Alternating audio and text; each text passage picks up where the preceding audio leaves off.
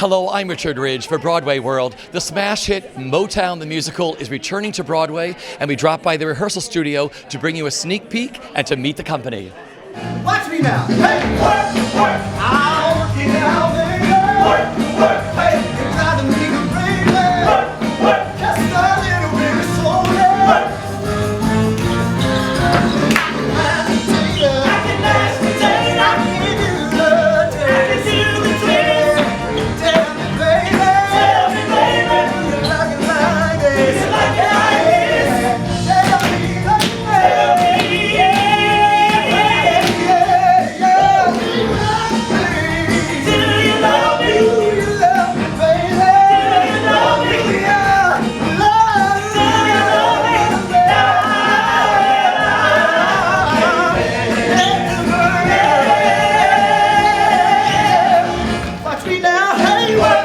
They're into it with their hearts and their souls, and they're everything that a producer or a writer could wish for, you know.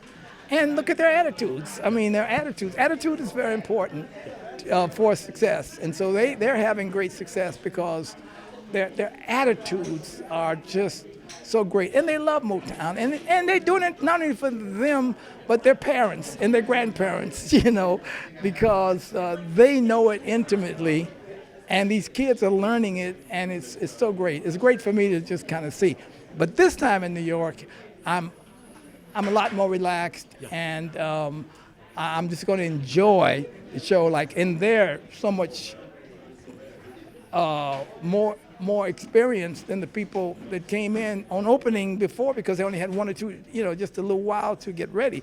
These people have been doing it, you know, and they have been doing a sensational job of it on the road and all around, you know. So I can't wait to see the show here, because I can really, really appreciate it. Millions of people around the world, generation after generation, have fallen in love with the sound of Motown and your music. Have you ever put into perspective of why it touches people so? Truth and love. Yeah. You know, I mean, that's truth and love. You know, it's like, we want to love. Everybody wants to love, you know.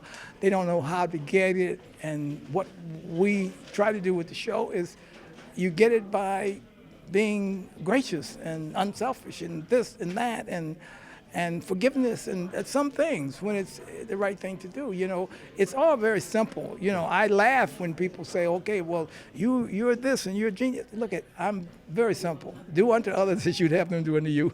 It's been around all my life since I was a little kid, you know. And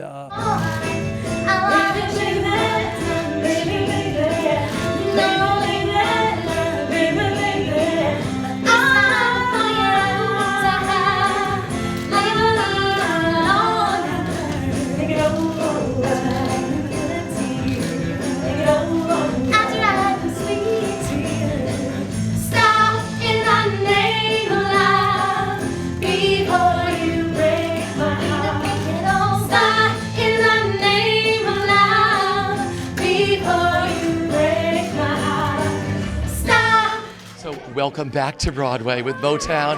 How do you feel? Oh, I feel amazing. It's so good to be back. You know, granted, it's been amazing to be traveling the country for 2.5 years with the show, but there's no town like New York. You have quite a history with this musical. Tell me how it started. Well, I started as a replacement. I was understudy Diana Ross ensemble, and I was watching in the wings every day, hoping one day that I would go on.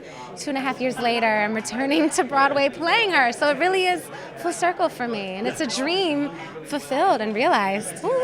What was that first performance on stage as Diana Ross like for you? Do you remember? Oh my gosh. Well, I remember there were lots of lights, lots of hair flying, lots of hands touching me, lots of heavy dresses.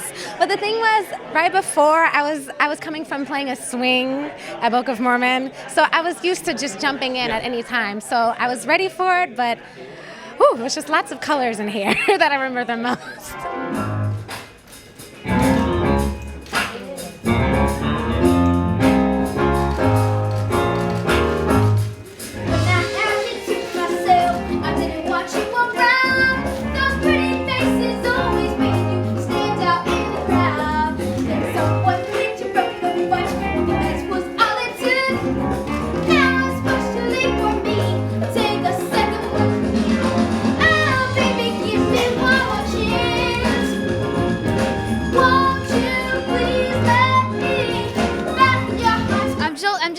because I know other people would love to be in my position.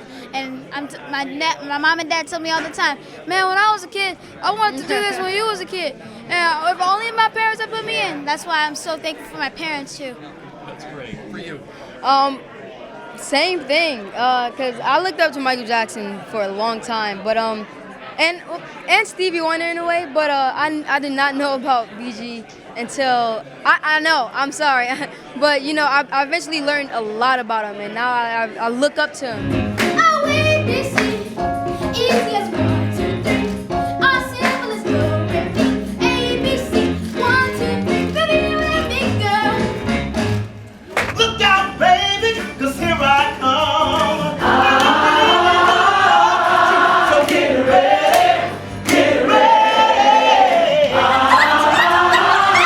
Baby, get ready, get ready. Get ready, 'cause here I come now. Get ready, 'cause here I come. Wonderful. Welcome back to Broadway. Oh my God, it feels so good to be back. I took a step away from New York in 2013, and now I'm back, and I am so excited and thrilled to be here, especially in this way. Playing Berry Gordy, what is that like?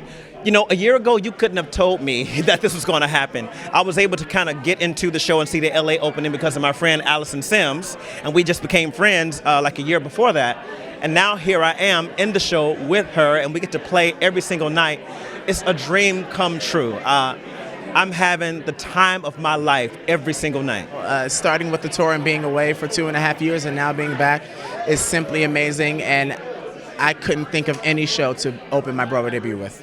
I think telling the story again, this is a very important story about the Black experience, and especially what's going on right now in the world. I think it's really important to continue to tell the story and promote the joy and reflect upon what happened, learn from it, grow from it, and move forward. Well, this is happening in the 60s, but it's also happening now. So I think it's going to be a call of realization and a call for action for people to just really think about how we can change and how we can just go forward and just get away from all of this segregation and, you know, all the racial tension that's happening and just kind of just coexist. Dancing in the street. Dancing in the street. Dancing in the street. Dancing in the street. Dancing in the street.